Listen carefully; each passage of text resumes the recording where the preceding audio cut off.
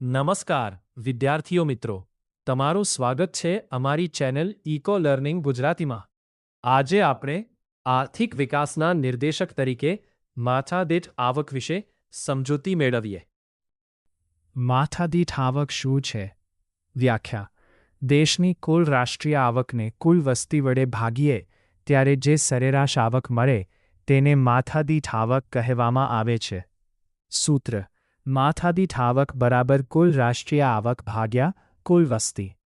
માથાદીઠ આવકમાં વધારો થાય તો સામાન્ય રીતે દેશના આર્થિક વિકાસનો સંકેત માનવામાં આવે છે. માથાદીઠ આવકમાં સતત વધારો: જો માથાદીઠ આવક લાંબા સમય સુધી સતત વધતી રહે તો તે દેશના આર્થિક વિકાસનું મહત્વનું સૂચક છે. તેના લાભો: લોકોનું જીવનધોરણ સુધરે છે, શિક્ષણની સારી તકો મળે છે, રોજગાર અને આવકમાં વધારો થાય છે, ઉદ્યોગ અને વેપારનો વિકાસ થાય છે, ખેતી અને ગ્રામીણ વિકાસને પ્રોત્સાહન મળે છે, રસ્તા, પરિવહન અને અન્ય સુવિધાઓમાં વધારો થાય છે. માથાદીઠ આવકમાં સતત વધારો: સમૃદ્ધ દેશ, સુખી પ્રજા અને ઉજ્જવળ ભવિષ્ય. માત્ર રાષ્ટ્રીય આવક વધે તે વિકાસનું સાચું ચિત્ર બતાવતી નથી. માથાદીઠ આવકમાં રાષ્ટ્રીય આવક સાથે વસ્તીનો પણ વિચાર કરવામાં આવે છે. તેથી દરેક વ્યક્તિ સુધી આવકનો કેટલો લાભ પહોંચે છે તે જાણી શકાય છે. આ કારણે માથાદીઠ આવક વિકાસનો વધુ સાચો અને સારો નિર્દેશક છે. જે દેશમાં માથાદીઠ આવક વધારે હોય અને સતત વધતી રહે ત્યાં વિકાસનો દર ઊંચો ગણાય. લોકોની આવક વધવાથી શિક્ષણ, આરોગ્ય અને જીવનધોરણમાં સુધારો થાય છે.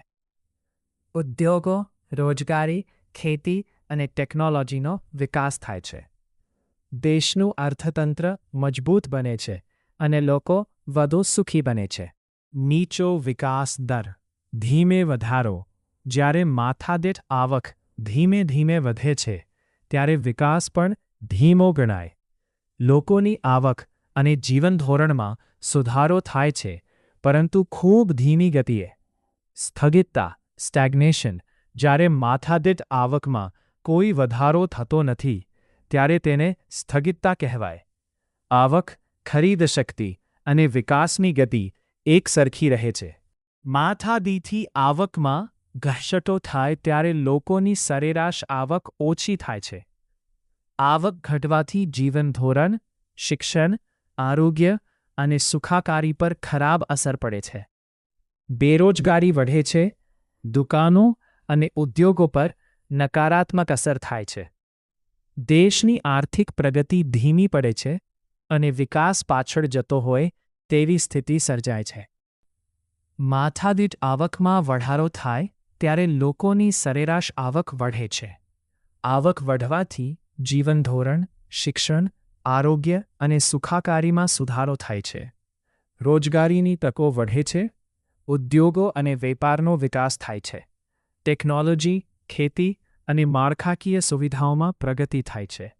તેથી માનવ વિકાસ અને આર્થિક વિકાસ બંનેમાં વધારો થાય છે. આ કોષ્ટકમાં વિભિન્ન દેશોની માથાદીઠ રાષ્ટ્રીય આવક, પર કેપિટા ઇન્કમ અને વૃદ્ધિ દર ગ્રોથ રેટ દર્શાવવામાં આવ્યા છે. નોર્વે અને અમેરિકાની માથાદીઠ આવક સૌથી વધુ છે એટલે ત્યાં લોકોનું જીવનધોરણ ઊંચું છે. ભારતની માથાદીઠ આવક વિકસિત દેશો કરતાં ઓછી છે પરંતુ તેનો વૃદ્ધિ દર 6.4% ઊંચો છે જે વિકાસ તરફ સંકેત કરે છે. ચીનનો વૃદ્ધિ દર 6.7% હોવાથી તે ઝડપથી વિકાસ કરી રહ્યું છે. પાકિસ્તાનની માથાદીઠ આવક અને વૃદ્ધિ દર ભારત કરતાં ઓછી છે. આ ચિત્રમાં 2014ની વિવિધ દેશોની માથાદીઠ આવક દર્શાવવામાં આવી છે. નોર્વે અને અમેરિકાની માથાદીઠ આવક ભારત કરતાં ઘણી વધારે છે. તેથી ત્યાંનું જીવનધોરણ પણ ઊંચું ગણાય છે. ભારતની માથાદીઠ આવક $5,953, નોર્વેની સરખામણીએ હળવા ગણાય 11થી 12 ગણી ઓછી છે. ચીન અને શ્રીલંકાની માથાદીઠ આવક પણ ભારત કરતાં વધારે છે. પરંતુ માત્ર આવક વધારે હોય એટલે વિકાસ વધારે છે કહી શકાતું નથી. વિકાસ માપતી વખતે માથાદીઠ આવકની સાથે વૃદ્ધિ દર ગ્રોથ રેટ પણ જોવો જરૂરી છે. માથાદીઠ આવકની મર્યાદાઓ. 1. માત્ર અંદાજે એસ્ટિમેટેડ ડેટા. ભારતમાં વસ્તી ગણતરી દર 10 વર્ષે થાય છે. વચ્ચેના વર્ષોમાં વસ્તીના આંકડા અંદાજથી લેવામાં આવે છે. તેથી માથાદીઠ આવકનો આંકડો હંમેશા સંપૂર્ણપણે ચોક્કસ ન હોઈ શકે. 2. રાષ્ટ્રીય આવક ગણવાની મુશ્કેલી. રાષ્ટ્રીય આવક કયા ભાવે, ચાલુ ભાવ કે સ્થિર ભાવ ગણવી તે નક્કી કરવું મુશ્કેલ હોય છે. ગણતરીની પદ્ધતિ બદલાય તો માથાદીઠ આવકનો આંકડો પણ બદલાઈ શકે છે. તેથી દેશની સાચી આર્થિક સ્થિતિ સમજવામાં મુશ્કેલી પડી શકે છે. 3. માત્ર સરેરાશ દર્શાવે છે. માથાદીઠ આવક દેશની સરેરાશ આવક બતાવે છે. પરંતુ આવક કોની પાસે વધુ છે અને કોની પાસે ઓછી છે તે બતાવતી નથી. તેથી આવકની સાચી વહેંચણી જાણી શકાતી નથી. 4. સરખામણીની મુશ્કેલી. અલગ અલગ દેશોમાં ચલણ, કરન્સી અને વિનિમય દર એક્સચેન્જ રેટ જુદા હોય છે. તેથી દેશોની માથાદીઠ આવકની સાચી સરખામણી કરવી મુશ્કેલ બને છે. 5. ભ્રામક નિર્દેશ મિસલીડિંગ ઇન્ડિકેટર. માથાદીઠ આવક માત્ર સરેરાશ આવક બતાવે છે. દરેક વ્યક્તિને ખરેખર કેટલી આવક મળે છે તે બતાવતી નથી. શક્ય છે કે થોડા લોકો ખૂબ ધનિક હોય અને ઘણા લોકો ગરીબ હોય, છતાં માથાદીઠ આવક ઊંચી દેખાય. ઉદાહરણ: જો 10 લોકોમાં 2 લોકોની આવક ખૂબ ભરાવ્યા હોય અને બાકીના 8 લોકોની આવક ઊંચી હોય, તો સરેરાશ આવક ઊંચી આવશે, પરંતુ મોટા ભાગના લોકો ગરીબ જ રહેશે.